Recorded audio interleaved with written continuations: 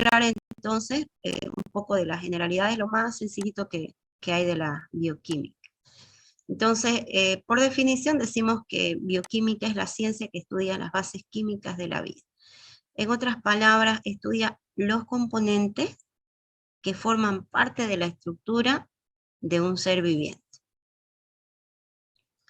Entonces, y estos componentes tienen pues una relación no solo con la estructura de estos compuestos químicos, sino también estos compuestos químicos, al producir determinadas reacciones químicas, tienen que ver con la función, ¿ya? Y la función de nuestras células vivas. Otra definición puede ser es la ciencia que estudia los componentes químicos de las células vivas, así como sus reacciones. Cuando hablamos de metabolismo nos referimos al conjunto integrado de reacciones químicas que ocurre al interior de la célula. Entonces, con la bioquímica estudiamos la estructura de ese compuesto químico determinado y también vamos a estudiar posteriormente las reacciones químicas. Entonces vamos a estudiar la bioquímica desde el punto de vista descriptivo y también la bioquímica dinámica que se encarga del estudio del metabolismo. ¿Okay? El alcance que tiene la bioquímica médica es que esta busca dar respuesta a cómo elementos inertes que podemos encontrarlo fuera del organismo vivo, esos elementos inertes, y estos mismos elementos que están al interior del organismo se interaccionan entre sí, siguiendo leyes físicas y químicas que mantienen la vida. O sea, van a ver ustedes que existen unos 20 elementos biógenos, que denominamos biógenos, porque no solo están en la biosfera terrestre, sino que lo encontramos en nuestro organismo, y la interacción de esos componentes o de esos elementos inertes, pues, siguiendo leyes de la física y la química, mantienen la vida. El objetivo principal de la bioquímica es describir y explicar a nivel molecular todos los procesos químicos que se llevan a cabo al interior del organismo. Entonces, ustedes van a ver, como les decía, con la bioquímica descriptiva, vamos a describir el elemento o el compuesto químico, ¿ya? Lo describimos.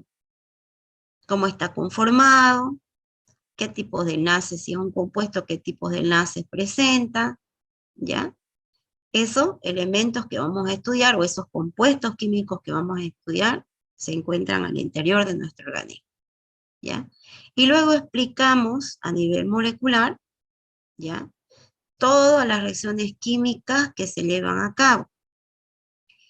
Todo esto nos da las pautas para esclarecer las patologías que se producen. Por ejemplo, algo muy común, la diabetes mellitus.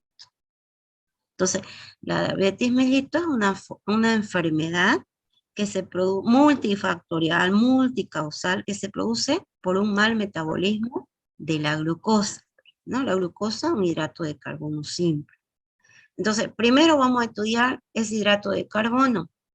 Luego vamos a describirlo, vamos a saber qué tipo de hidrato de carbono es, ¿ya? A qué grupo pertenece de los monosacáridos, vamos a describir qué tipo de estructura forma, ¿ya? Puede ser, va a tener una forma lineal, una forma cíclica, una forma piranosa, encilla, o sea, vamos a describir.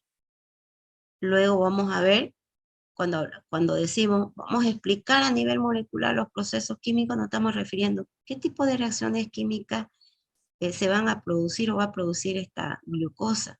Entonces, cuando veamos metabolismo de hidratos de carbono, nos centramos en la glucosa, que es el principal hidrato de carbono, ¿ya? Y vamos a ver que este hidrato de carbono que nosotros lo hemos consumido en nuestra dieta, un macronutriente, nos aporta energía. Y para que eso suceda, primero puede haber reacciones de degradación que se conocen como catabolismo. Vamos a ver que para que se lleve a cabo esta reacción química o esta vía degradativa, actúan enzimas que tienen origen proteico, determinadas enzimas, y nos van a dar un determinado producto. Entonces vamos a ir estudiando, miren, paso a paso. Primero describimos, después es como hacer anatomía con la descripción, fisiología con la función, lo mismo, ¿no? Describimos con la bioquímica descriptiva y con la bioquímica dinámica vemos las reacciones químicas que pueda producirse o que pueda llevar a cabo este determinado compuesto. Luego de eso vamos a ver, ya, ya cuando estudiemos, vamos a ver la patología más importante que se produce, en este caso, cuando no se metaboliza de forma adecuada este azúcar, que es la diabetes mellitus. Ya sea porque el organismo no produce insulina en cantidad adecuada, porque hay resistencia a la insulina. Pero todo viene, vamos a estudiar por separado, pero luego van a ver que todo lo que hemos estudiado, todo engrana a la perfección. Entonces, si nosotros queremos de verdad conocer la fisiopatología de la diabetes mellitus, es correcto y prudente estudiar la glucosa desde su estructura, las reacciones químicas y luego el comportamiento en el organismo. ¿Se entendió? Y hay muchas enfermedades. No, les doy la más común. Tenemos los trastornos del equilibrio ácido-base, enfermedades renales, cardíacas, etcétera, etcétera. Bueno, ¿para qué se quiere estudiar esto? ¿Ya? ¿O para qué queremos esclarecer estas patologías?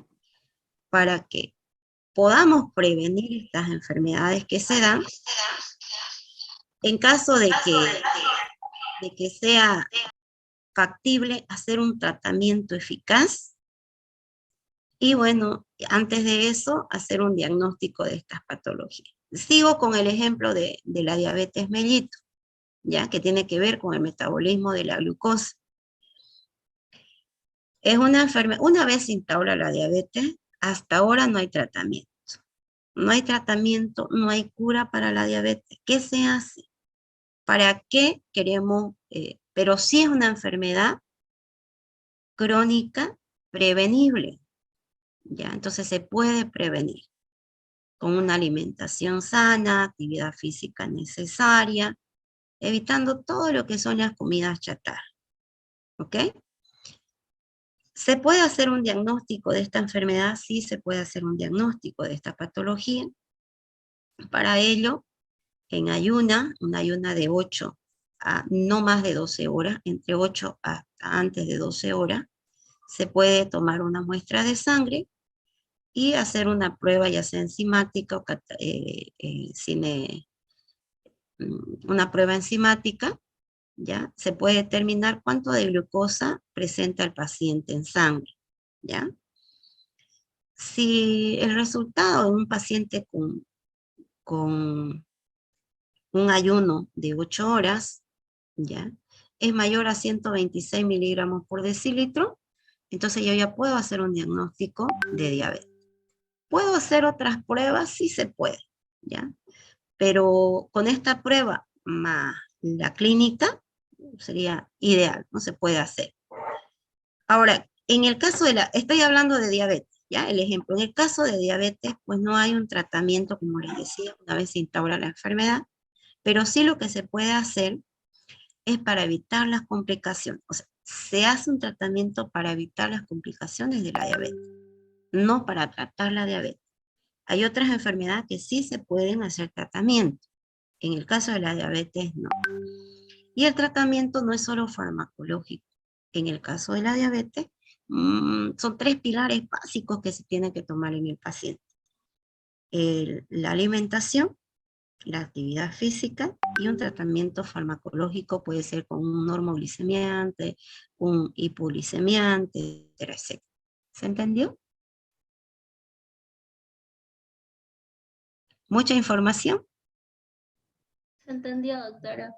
Ok, ese es el fin de la bioquímica. Entonces nosotros queremos hacer una bioquímica médica y una bioquímica clínica a la vez, que les permita que ustedes puedan tener las armas necesarias cuando esté al frente de un paciente y sepa qué va a solicitar, por qué lo va a solicitar, en qué momento debe solicitar esas pruebas, ¿no? Y cómo se realiza o cómo ese compuesto químico, el que usted va a estudiar, se comporta al interior de su organismo. Entonces eso le va a dar pauta para poder esclarecer las patologías, de muchas patologías.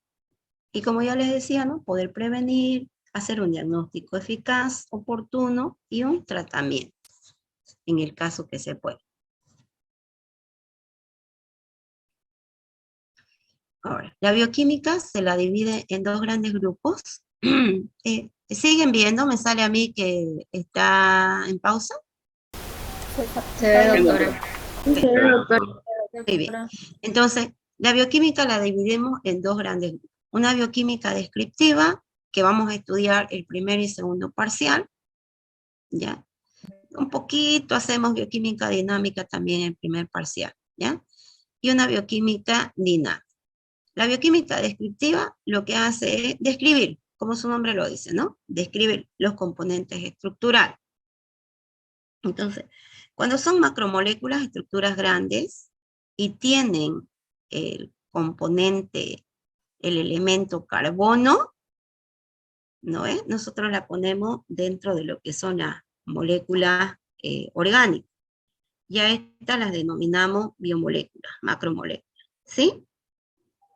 No es que una biomolécula no sea un compuesto, sí es un compuesto químico, pero entendamos que la decimos biomoléculas porque vamos a estudiar de las que están en nuestro organismo, de las que encontramos en nuestro organismo.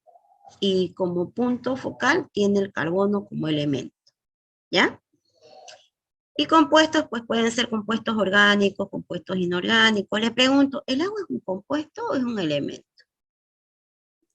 Un compuesto. Compuesto. Orgánico, inorgánico. Inorgánico. Inorgánico, ¿no? Un compuesto inorgánico. Pero a pesar de que es un compuesto inorgánico, es esencial en nuestro organismo. Representa entre el 60 al 70% de nuestro peso corporal. O sea, miren ustedes, así como en la biosfera terrestre hay mayor cantidad de agua, en nuestro organismo hay mayor cantidad de agua. Es el solvente universal por excelencia y donde se van a producir las reacciones químicas. Entonces, es un compuesto inorgánico, pero es esencial. ¿Okay? Y bueno, los elementos que son sustancias simples que la podemos encontrar, algunos, en la mayoría de los casos, como electrolitos en nuestro organismo. Y ya como elementos inertes, pues en la biosfera terrestre. No es lo mismo el sodio metal que el sodio electrolito. El sodio metal, usted cuando lo ve, es una piedra media amarillenta. Usted lo coloca en el agua y es bien reactiva, ¿ya? En cambio, el electrolito sodio lo encontramos disperso en nuestro solvente universal, que es el agua. Sí, dígame, Rivero Villagómez, Natalia. Disculpe, doctora, ¿está compartiendo pantalla? Sí, estoy compartiendo, por eso les preguntaba si ustedes lo ven o no. Sí se ve, doctora. Sí se ve. ¿Se ve? Para algunos, para algunos no. A mí me sale objetivos y propósitos de la bioquímica. Ah, ok, voy a dejar de compartir y vuelvo a compartir, ¿ya? Lo tengo. Voy a volver a compartir. Sí, por eso que se me puso en pausa a mí y les pregunté. ¿Ahora sí? Ahora se sale. Ahora sí, doctora. Muy bien, entonces con la bioquímica descriptiva dijimos, lo que vamos a hacer es describir los componentes estructurales, elementos, compuestos, biomoléculas, ¿ok? Vamos a describir. Y con la química dinámica, entonces vamos a estudiar las reacciones químicas de esos compuestos o biomoléculas, ¿se entendió? Y anoten por ahí, más adelante vamos a estudiarlo, toda reacción química en el organismo es rara, rarísima la que se produzca de forma espontánea. Porque las condiciones además de nuestro organismo pues son pH, si es en sangre es un pH prácticamente entre neutro y ligeramente alcalino. Las presiones son bajas, la temperatura baja, entonces así de la nada no se llevan a cabo.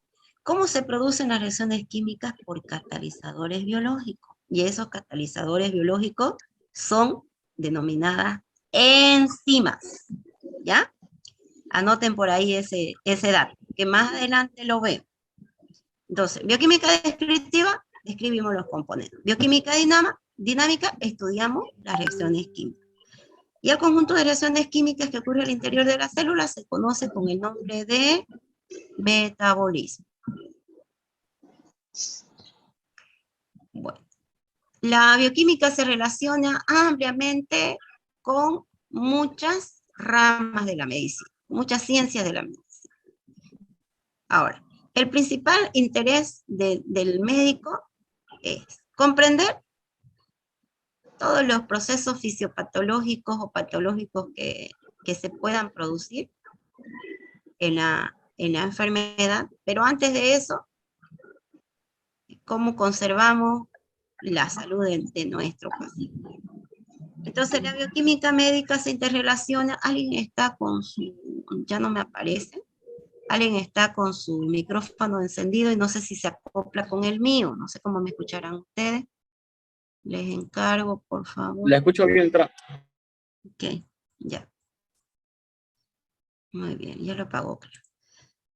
Entonces la bioquímica médica se interrelaciona con la medicina, ya que muchos estudios bioquímicos han aclarado aspectos importantes del proceso salud-enfermedad, y entre eso, una enfermedad, yo creo que es la enfermedad crónica prevalente en nuestros países, y más en los países industrializados, donde la dieta es muy rica en hidratos de carbono, lípidos, que son saturados, etcétera, ¿no?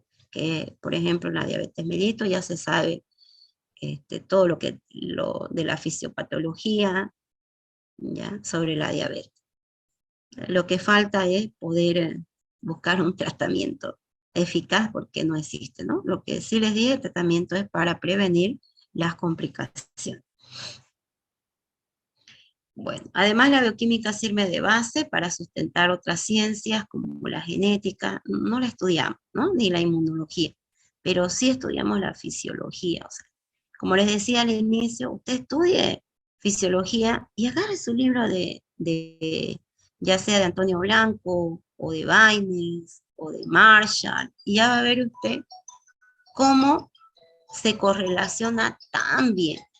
Y ahí pueden ustedes...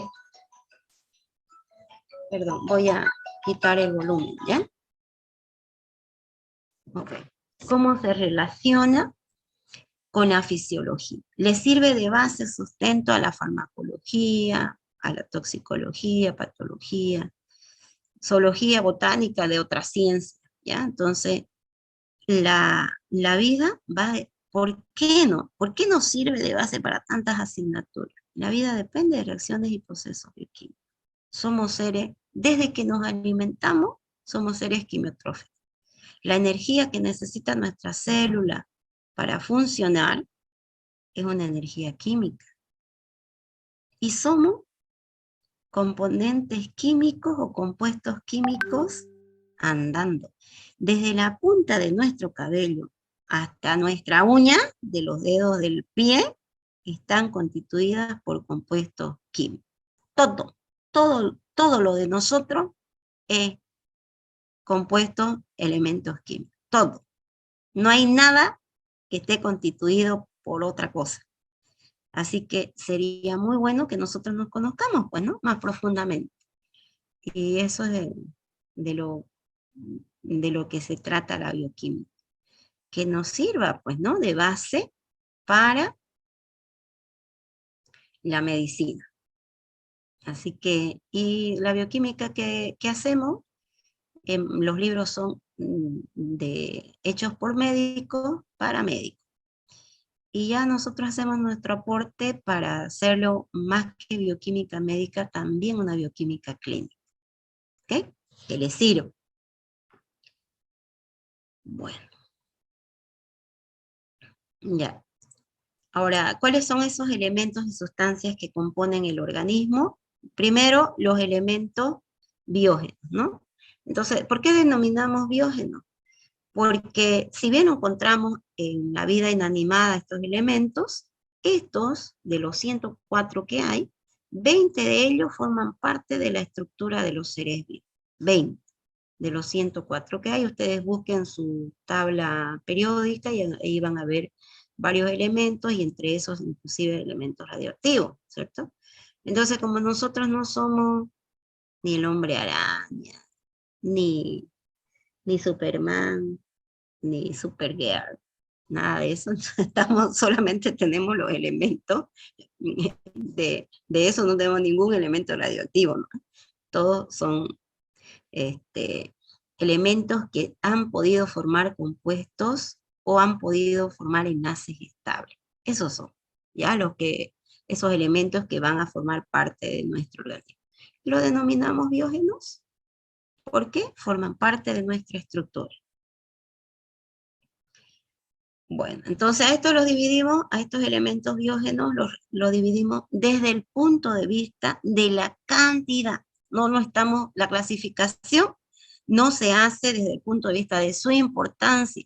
Hay elementos biógenos que son muy importantes, pero apenas se encuentran cantidades pequeñísimas, vestigios de ellos, pero no por eso dejan de ser importantes. Por ejemplo, el zinc, el molibdeno, el selenio. El selenio es importante para enzimas que van a catalizar reacciones de óxido-reducción, pero se encuentran cantidades mínimas. Pero esas cantidades mínimas las necesitamos si queremos funcionar adecuadamente. ¿Me dejo entender? Entonces, la clasificación de estos elementos biógenos viene dada por la cantidad, más no por la calidad, ¿no? Por la cantidad que se encuentran presentes en nuestro organismo. ¿Se entendió eso? Sí, doctor. Ya.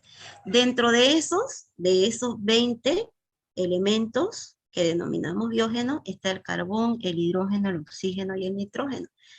Estos representan el 96% del peso corporal total.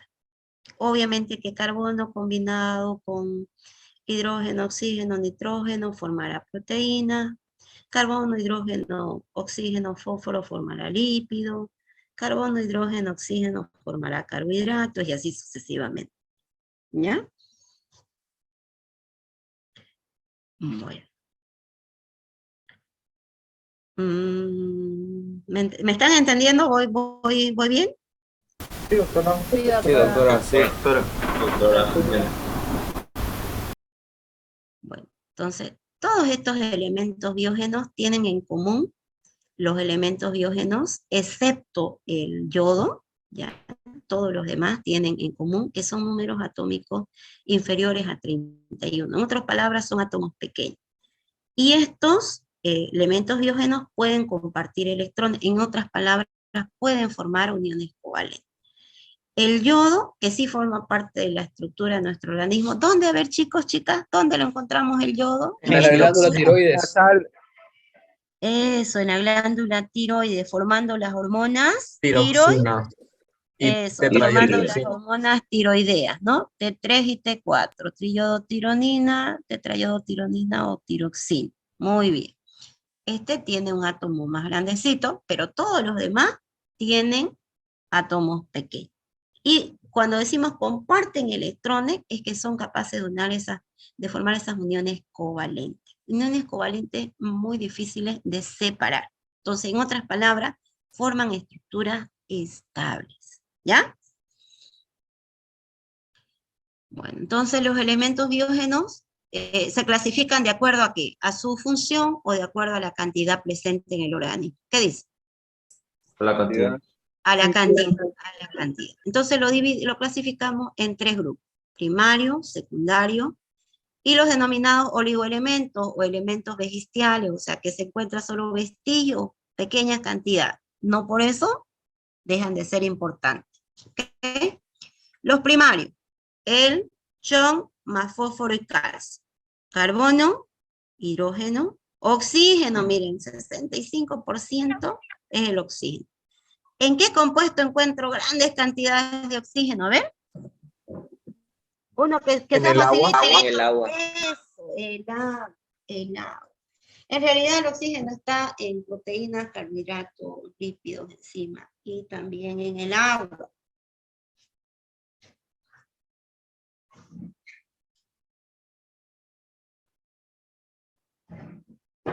Nitrógeno, fósforo, nitrógeno en gran cantidad en las proteínas, ¿ya? El fósforo principalmente como fosfato, ¿ya? En los lípidos.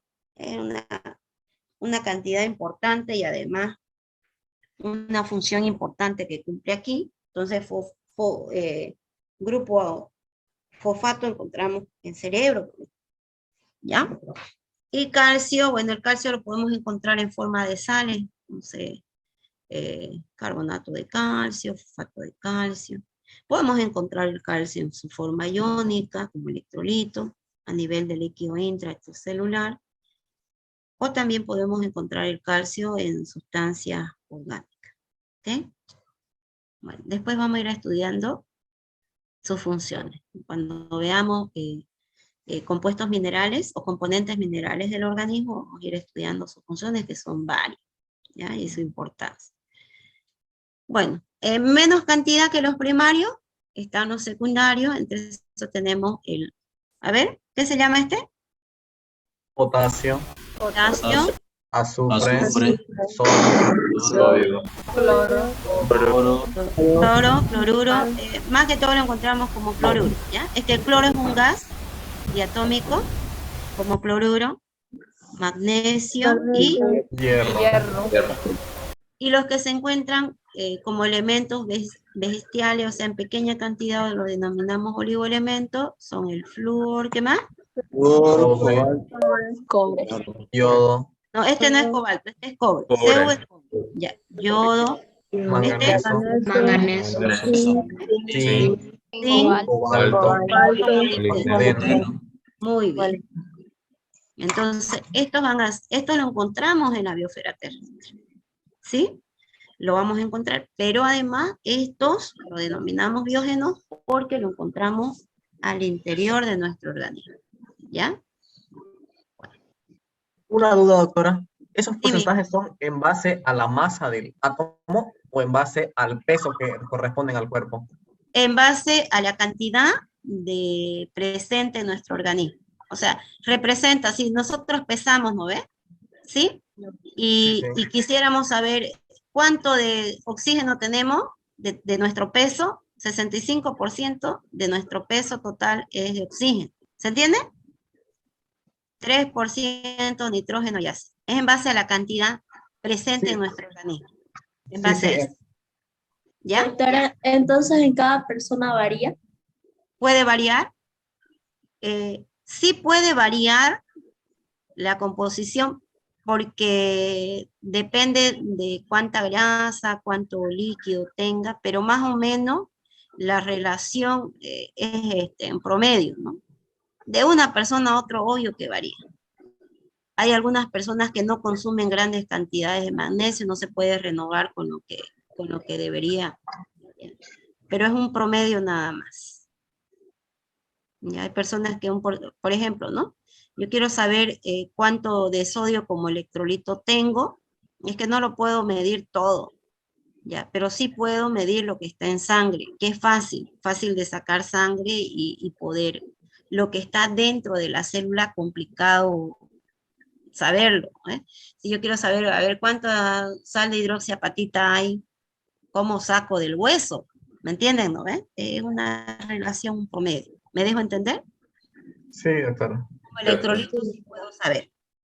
Hago un ionograma, saco mi muestra de sangre, ya escojo si es arterial o venosa, y la realizo la prueba, y voy a tener un dato, ¿ya? Pero acá no me está indicando que sea como electrolito, sino el peso total de nuestro organismo. ¿Cuánto más o menos aproximadamente de nuestro peso hay en sodio? ¿Me dejo entender? Es un aproximado. No en todo de la misma cantidad. Varía la constitución física de una persona u otra también. ¿Ya? No sé, ¿quedó claro? Sí, doctora. Muy bien. Ya me di. Bueno, entonces estos elementos o sustancias simples, estos que hemos visto, podemos encontrarlo en su forma iónica, o sea, en forma de electrolito, ya sea con carga positiva o negativa, ¿no? Sodio, por ejemplo, es un electrolito con carga positiva, denominamos cation. El cloro, después, cuando se disocia o se ioniza en agua, no tiene, no está como, aquí como un gas, ¿no? Aquí tiene un 2, sino está como cloruro con carga negativa, un anión. Entonces, estos elementos simples, o estas sustancias simples, que son los elementos químicos, se unen con otros para formar compuestos. Entonces, los compuestos biógenos se encuentran formando diferentes compuestos, de tipo ya sea orgánico o inorgánico. Los principales, nosotros vamos a estudiar de preferencia los compuestos orgánicos, lo que denominamos macromoléculas o biomoléculas. Los inorgánicos cuando sea necesario. Por ejemplo, agua sí o sí vamos a estudiar, porque es importante, ¿ya? Pero otro compuesto inorgánico, pues no. Ya lo vamos a estudiar un poquito, pero no nos vamos a adentrar de lleno al estudio de los compuestos inorgánicos. Solo el agua. ¿Ya? El agua entonces es un compuesto inorgánico que está constituido por 2 átomos de hidrógeno y un átomo de oxígeno. Sinónimos, ¿ya? Cuando yo digo compuesto, su sinónimo será molécula. ¿Me entendieron? Sí, doctora. ¿Jóvenes, señorita? Ya, entonces, cuando yo diga un compuesto, sinónimo de compuesto va a ser Moléculas. molécula. Elemento, su sinónimo será átomo, ¿ya? Entonces, compuesto, aquí hay una molécula de agua. Eso es, mire, compuesto, sinónimo, molécula. La molécula de agua tiene 2 átomos de hidrógeno y 1 de oxígeno. ¿Qué estoy describiendo? Elemento. ¿Se entendió? Entonces, elemento químico, sinónimo, Átomo. átomo. Compuesto químico, sinónimo, Moléculas. anotan por ahí, ¿ya? Anoten eso por ahí. Entonces, el agua es el compuesto inorgánico más importante que se encuentra al interior de nuestro organismo. Representa el 65% del peso corporal adulto y varía de acuerdo a la edad. Por ejemplo, un lactante que solo se alimenta de leche, los primeros meses de vida, tiene más agua que un adulto. Y vamos perdiendo agua con el paso de los años. Entonces, una persona, un adulto, un joven como usted, que pesa unos 70 kilos, más o menos representa ese 65% del peso corporal el agua. Ya una persona ancianita que pierda además masa muscular, ¿ya? Entonces su contenido en agua disminuye. Varía con el sexo también, varía el porcentaje de grasa, etc. Ya, eso lo vamos a avanzar más adelante, ¿ya? Porque tenemos un tema completo de agua y metabolismo del agua todavía. ¿Okay? Otro compuesto inorgánico importante es el fosfato de calcio. Este forma parte de la estructura de huesos y dientes. El carbonato de calcio también. El ácido carbónico. El ácido carbónico también, que es importante cuando este se encuentra asociado a su base, que es el bicarbonato de sodio, su sal, ya importante, es importante como un amortiguador o tampón buffer de nuestro organismo. Hay varios, ¿ya? Pero el más importante de todo, como les decía, el agua. Y si nos centramos aquí, en los compuestos orgánicos. Entonces decimos compuestos orgánicos porque hay elementos que se combinan con el carbono con el oxígeno, el carbono con el hidrógeno, el carbono con el nitrógeno, etc. ¿Ya? Entonces, estos compuestos orgánicos están formados por combinaciones con el carbono, entonces con otros elementos. Y el carbono, que si bien lo encontramos en la biosfera terrestre, es importante porque este elemento forma con otros elementos, uniones covalentes firmes, ¿ya? Uniones covalentes estables, ¿ya? De todos los elementos, el que más puede formar uniones estables es el carbono. Y entonces en esto nos centramos, en el carbono nos centramos en los compuestos orgánicos. Ahora ese carbono puede formar esas uniones covalentes que está compartiendo electrones con los otros elementos a través de enlaces simples, 2 electrones, 4 electrones, 6 electrones, así, ¿no? Enlaces simples, dobles o triples. Por ejemplo, carbono hidrógeno va a ser enlace simple, carbono oxígeno, enlace doble, carbono nitrógeno puede hacer enlace triple, ¿ya? Entre los compuestos orgánicos más importantes del organismo humano están las que denominamos biomoléculas, hidratos de carbono, lípidos, proteínas, ácidos nucleicos, enzimas. Enzimas químicamente son proteínas, o sea, desde el punto de vista de su naturaleza química, son enzimas, son proteínas, las enzimas. Algo de diferencia nomás en su sitio catalítico, que luego yo les voy a decir bien esa diferencia cuando avancé, ¿ya? No los voy a complicar el primer día de clase. Y las vitaminas que pueden ser, por ejemplo, hay vitaminas liposolubles, ¿no? Que para ser absorbidas necesitan de lípido.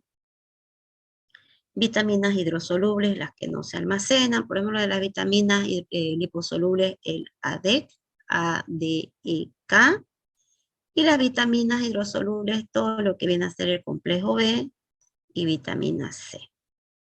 ¿Ya?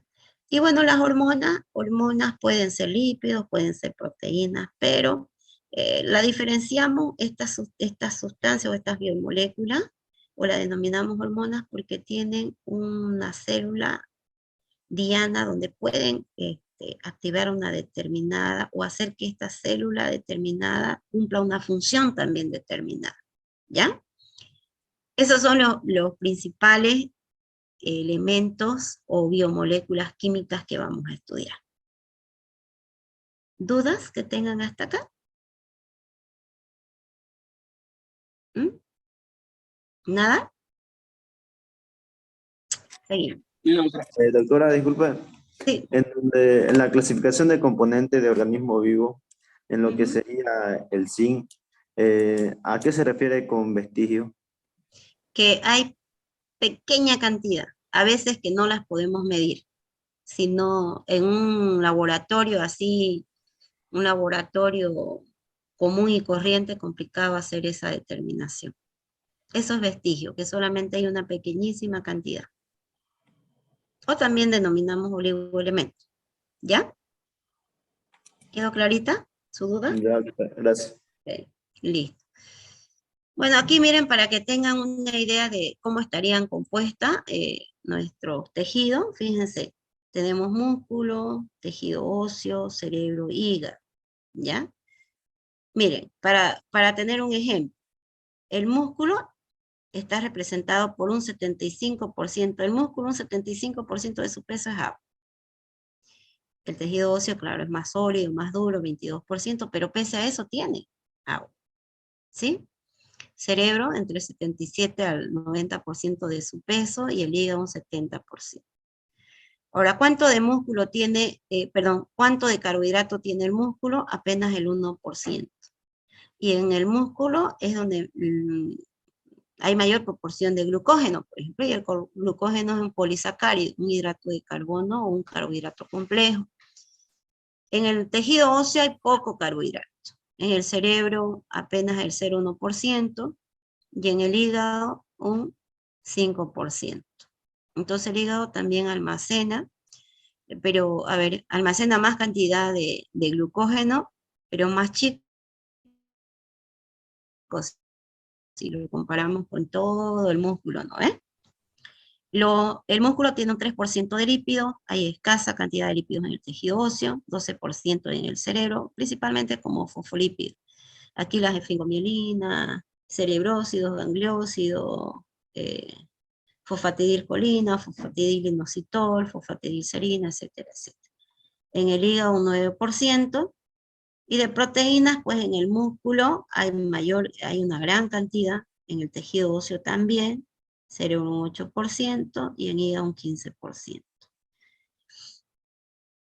Otras sustancias orgánicas, en el músculo 1%, en el cerebro un 15%, 1% en el tejido hepático. Y de inorgánicas, 1% en el tejido, en el músculo. En el tejido óseo hay mucho fosfato de calcio, por ejemplo. ¿Ya? Cerebro 1%, y escasa otras sustancias inorgánicas en el tejido hepático, aparte que dice el agua. Ahora, fíjense ustedes, si acá pusiéramos el lípido, ¿ya? O tejido adiposo, ¿cuánto de agua creen que tiene?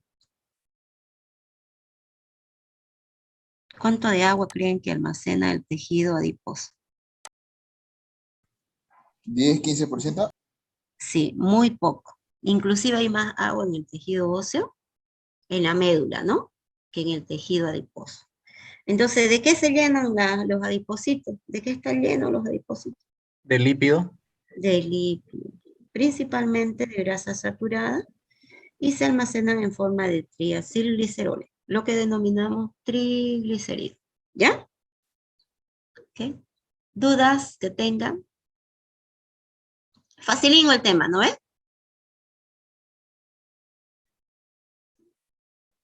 ¿Sí? ¿O no? Existen oligoelementos. Bueno, esto es recordando un poco de lo que yo había estudiado antes. Ujú. Existen oligoelementos que son prescindibles y otros imprescindibles, ¿no es así, doctora? Algunos con los que se puede vivir y otros con los que no se puede vivir. Exactamente. De estos, a ver, miremoslos acá. Aquí. Por ejemplo, nosotros no necesitamos grandes cantidades de flúor. No necesitamos grandes cantidades, ¿ya? Porque puede inclusive ser contraproducente, ¿ya? Flúor. Grandes cantidades de hierro tampoco. Me estoy refiriendo a grandes cantidades, ¿ya? Pero cierta cantidad o una poca cantidad sí necesitamos, ¿ya? Y entonces ustedes van a ver que ¿dónde viene el flúor? ¿Dónde lo colocan? En los dentríficos, ¿no ves? Colgate, Colino, lo que se llame. Ahí viene cierta cantidad y se parte por millón, nada más. Ahora, abusamos de esto, en vez de hacernos un bien a nuestros dientes, pues nos hacen un mal, ¿ya? El cobre es importante, pero no en grandes cantidades, también. Lo mismo para el yodo. ¿Pero qué pasa si no consumimos yodo? Si no enriquecemos el yodo en la sal, pues, y viene también por partes por millón, viene poquito, no se podrían producir adecuadamente nuestras hormonas tiroideas. Produce bocio.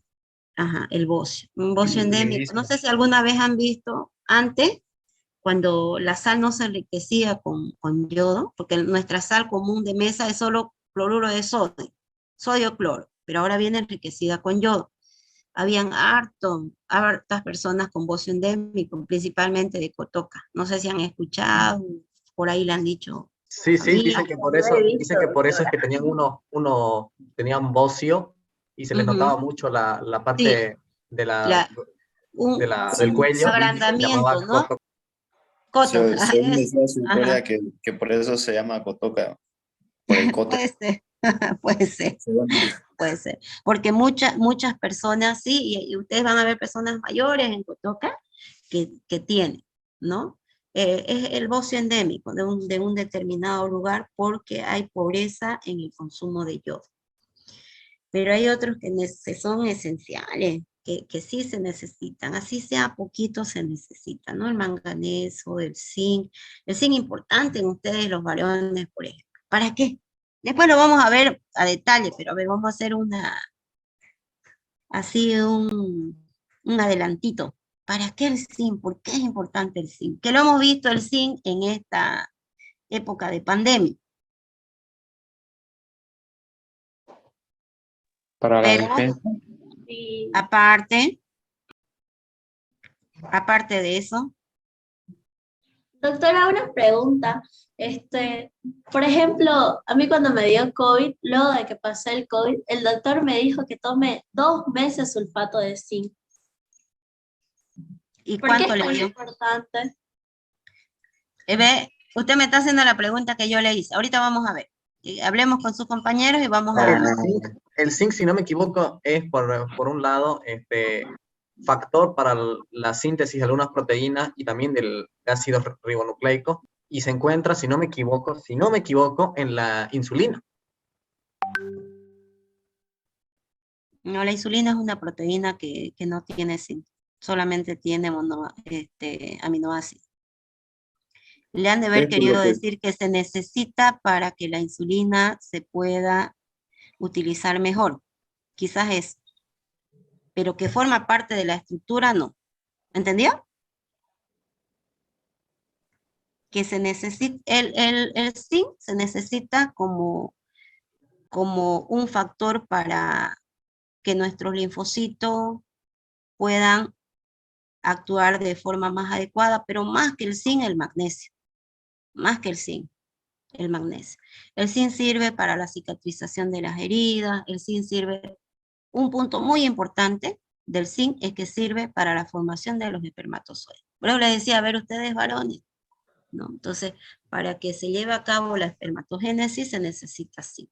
Pero no podemos exagerar también, porque si hay demasiada cantidad de zinc, se depletan otros electrolitos. Quiere decir que no se utilizan de forma adecuada o no funcionan de forma adecuada. Entonces yo debo de tener un balance entre los electrolitos. Lo vamos a hablar bien cuando hablemos de compuestos minerales. Y ahí les voy a explicar bien en detalle. Por ejemplo, si yo me voy a enzimas que producen reacciones de oxidorreducción, entonces necesito zinc, manganeso, necesito magnesio. ¿Ok?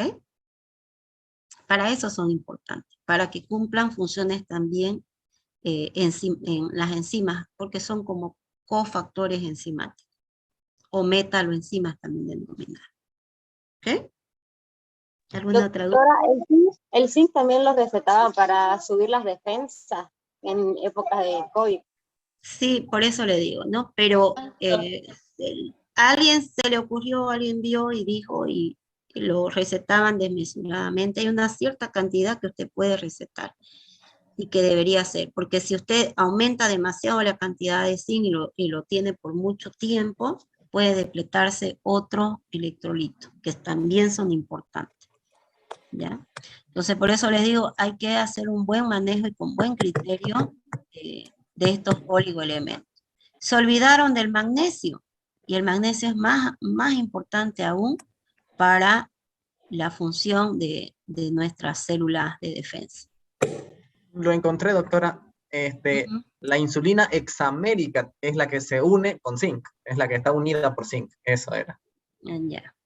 Doctora, disculpe, Dime. también, si no me equivoco, hoy de compañero, el zinc es parte de la enzima anhidrasa carbónica que va a ser necesario para la síntesis de la insulina, ¿no? Por eso le decía yo, el zinc es importante desde el punto de vista de formación o mejor formación de nuestro sistema inmune, pero más que el zinc, el magnesio, más importante todavía. Y el zinc, más importante que como un factor para mejorar nuestro sistema inmune, es de las otras funciones que le he dado, ¿no? En la espermatogénesis, en la cicatrización de las heridas, en formar parte de estructuras de enzimas o para que las enzimas determinadas cumplan una reacción catalítica, ¿me entiende? Entonces ahí el zinc actúa como una metaloenzima o como un cofactor. ¿Ya? O sea, hay hartas funciones, no es que sea una sola en específico. Lo que no debemos hacer es dar en cantidades desmesuradas y sabiendo que demasiada cantidad de zinc va a hacer que disminuya otros electrolitos que también son importantes. ¿Se entendió? A ver, ¿cuánto de zinc necesitaríamos en el día? Unos 10, más o menos aproximadamente unos 10 miligramos. Pero a veces lo consumimos en los alimentos. porque el pescado, las carnes, el pollo son ricas en zinc. ¿Me entienden, no? Si no comemos esto y hay una deficiencia, pues vale, hay que consumir, pero no 100 miligramos. No sé, pues he visto recetas de 100 miligramos al día, 2 meses y así, ¿no? Entonces a veces se exagera.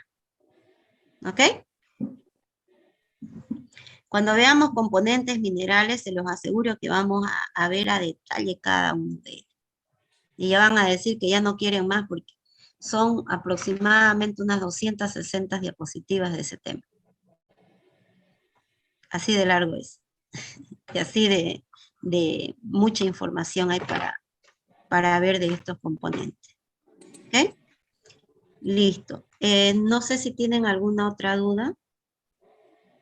Disculpe, doctora, una pregunta. En una ocasión vi que a un niño que nació prematuramente, un doctor le recetaba zinc. ¿Eso para qué? ¿Para qué o en qué le ayudaba? No sé cuál es el criterio del médico, la verdad. O sea, no le puedo decir que estaba en la cabeza del médico. ¿Por qué? No sé. O sea, ¿cuál es su criterio de él?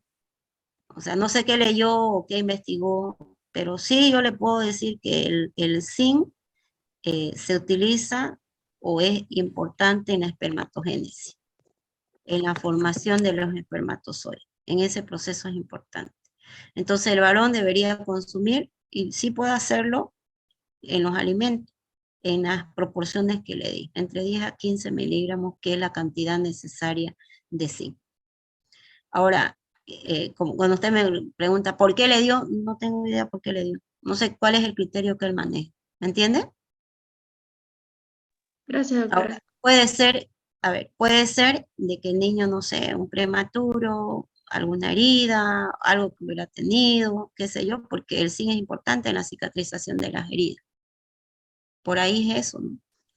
Si hubiera estado yo presente y hubiéramos compartido algún criterio con él, pues quizás no hubiera, pero si desde el punto de su función puede ser esas dos pautas que le di o porque el zinc se necesita para las determinadas enzimas. La anhidrasa carbónica, por ejemplo, lo que hace es unir agua con dióxido de carbono y formar ácido carbónico, o al revés, disociar el ácido carbónico en hidrogeniones y bicarbonato. Es importante para mantener el equilibrio ácido-base en nuestro organismo. Por ahí es ese criterio. O sea, no sé si me dejo entender. O sea, bien, ¿de qué se trata? No lo sé, porque no sé cuál es el criterio que él maneja. Pero si es desde el punto de vista de su función del zinc, puede ser por las funciones que cumple en el organismo. Ahora, ¿cuál de ellas ha tenido que utilizar? No lo sé por qué criterio. No sé si me dejo entender. Tendría que yo haber estado ahí para saber por qué causa, qué tenía el niño, qué presentaba, aparte de ser prematuro, cuántos meses tenía alguna otra condición, o sea, más pauta, ¿entiende mi niña? Más Sí, pauta para que yo pueda tener un criterio y más o menos como que adivinando qué es lo que el médico, por qué lo utilizó. Por eso le digo, a veces exageramos en algunos electrolitos, en administrar algunos electrolitos, y no manejamos bien para qué sirve. Puede ser que como él lo vio al pacientito, él sabe bien qué es lo que tiene, qué condiciones, y sabe de sus funciones del zinc, probablemente por eso, ¿no? Podría ser una de esas, uno de los factores que le digo, probablemente. Pero mucho, y de forma a veces exagerada se ha utilizado el zinc en esta pandemia. Y se ha dejado de lado electrolitos inclusive hasta más importantes que el zinc, como el magnesio. Que inclusive desde el punto de vista de formación del sistema inmune, el magnesio es más importante que el zinc. No digo que el zinc no sea importante, pero el magnesio lo es más. ¿Ok? Bueno, no sé, ¿alguna otra pregunta?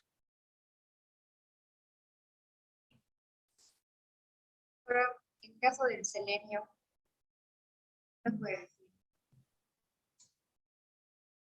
El selenio es importante para las enzimas oxidorreductasas, principalmente cuando queremos degradar los lípidos, eso es importante. Y para evitar la formación de lo denominado productos, a ver, ahorita le digo, radicales libres, denominados radicales libres. Para eso es el selenio, importante. En las enzimas, en otras palabras.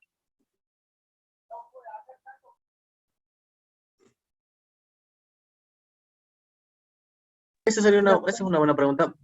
¿Por qué son tan peligrosos los radicales libres, doctora? Porque dicen que los radicales libres producen varias afecciones. Entre esas, envejecimiento celular, y produce una cascada, como son los radicales libres, son átomos incompletos, o sea, ¿no? Por ejemplo, ¿no? Un radical libre puede ser el peróxido de hidrógeno, un radical libre puede ser el anión superóxido, un radical libre puede ser el oxígeno singlet, que se llama. Entonces, estos al unirse a estructuras, hacen que se depleten estas estructuras en cascada, ¿ya? En cascada, sí. Entonces, por eso son peligrosos y producen envejecimiento celular muy rápido si se hace una producción exagerada de estos radicales libres. Pero les cuento que siempre se producen radicales libres. Por eso envejecemos. ¿Ya? Lo que hay que evitar es que se formen radicales libres de forma desmesurada. Y hay sustancias que evitan la formación de estos radicales libres de forma desmesurada. Hay los intrínsecos que nosotros formamos, por ejemplo, como la catalasa, la glucoperoxidasa, las peroxidasas, etcétera. La glutatión peroxidasa también. Hay enzimas, ¿no? Y de esas enzimas dependen, ¿no? De varias de estas enzimas dependen el selenio, en otras el zinc, en otras están hierro, ¿ya? Y hay las vitaminas que son antioxidantes, como la vitamina C, la vitamina E, la vitamina A, ¿ya? Que evitan esa formación de radicales libres. No sé si ustedes han tenido algún tratamiento con antibióticos. Algunos, cuando son antibióticos así de amplio espectro, un buen médico le va a dar, paralelo a su antibiótico, le va a dar, por ejemplo, vitamina C, que es un antioxidante, ¿no? Porque igual, ¿no? Los antibióticos, si bien van a atacar a una determinada bacteria, pero no hay un fármaco que vaya a una célula específica, sino puede ir a nuestras propias células. Entonces, es una buena estrategia si le dan un antibiótico por largo tiempo, pues ayúdelo con algún antioxidante, ¿ya? Hasta la urea puede actuar como antioxidante.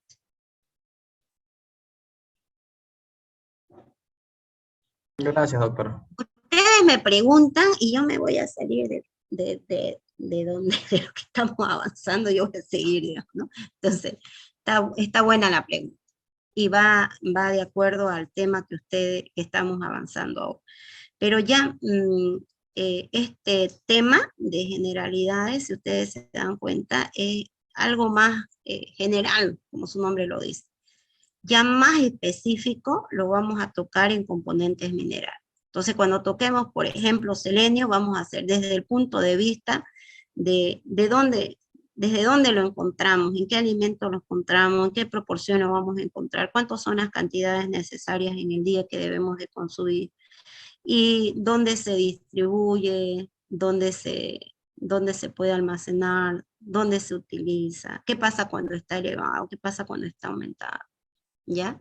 Entonces vamos a desglosar bien estos temas, porque son importantes, ¿ya? Y les voy a dar pautas que no hay en los libros de bioquímica que yo la he hecho en posgrado de medicina ortomolecular, que les va a servir, ¿ya? Entonces, voy a tratar de aumentar datos que quizás usted no encuentre en libros de bioquímica. Espero que les vaya a servir a ustedes más adelante. ¿Ok? Y buena la inquietud, ¿no? que están leyendo, pero hay que buscar también la información de dónde es esa información que ustedes sacan. Ya procuren que sean de textos o de libros, más que de alguna información que no se sabe ni de dónde es su origen, ¿no? A veces hay demasiados errores, ustedes van a ver en publicaciones que no se sabe ni la fuente. ¿Ya? Bueno, no sé si hay más dudas, preguntas. Yo sí tendría una. Y faltan 5 minutos. Ustedes me han bombardeado con preguntas para que yo no les pregunte a ustedes, me parece. A ver, sí, pregúntenme, amor. No, no es por eso. El molibdeno me salió ahí, ¿no? Y no sé para qué sirve o me pareció raro. Incluso es un vestigio. ¿Es necesario si está presente o no? Y si no, ¿qué es lo que faltaría? ¿Qué daño haría? Y si está presente demasiado, ¿qué también daño haría? Aquí. Ya. El molibdeno es importante como cofactor, mi amor, para las enzimas, para que cumplan función determinadas enzimas. Por eso es importante. Sí es importante. Así sea vestigio, así sea poquito, sí se necesita. ¿Se entiende? Sí, gracias. Ya vemos. No se preocupen, como ya les digo, vamos a verlo más a detalle en el tema cuando avancemos componentes minerales. ¿Ya? Este tema, como su nombre lo dice, generalidades, vamos a ver cosas muy generales. ¿Ya? O si quieren, lo podemos enganchar la siguiente semana con componentes minerales, pero yo después de generalidades avanzo primero agua, tanto bioquímica del agua, que viene a ser todo lo que es equilibrio hidroelectrolítico, equilibrio ácido-base, trastorno del equilibrio ácido-base, y después hago componentes minerales. ¿Ya? Ya, doctora.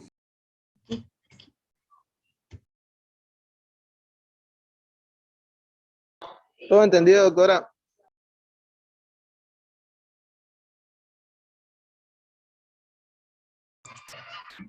Ya están inquietos, ya quieren tener más conocimiento, ¿no? Me parece, eso es bueno, ¿no? Pero ahora nos vamos a quedar un poquito cortitos de información. Que le quede claro ahí mi niña la que preguntó, el molibdeno, su principal función es que actúa a nivel como un cofactor de las enzimas, ¿ya? No sé cómo les explico si ni ha avanzado el tema. Tengo un determinado componente. Bombardeado con las preguntas. ¿Cómo? Doctora, perdón. Ajá, ¿qué me dijo? Doctora, A ver, disculpe.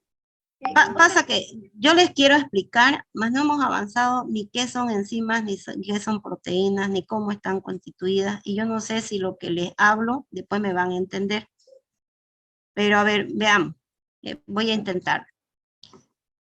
Una enzima es un compuesto químico o es una proteína que tiene un lugar específico en su estructura que se puede unir a otro componente y ese componente se llama sustrato. ¿Me entendieron? ¿Hasta ahí? Sí, doctora. Sí, doctora. Ok. Ahora, ¿para qué se une?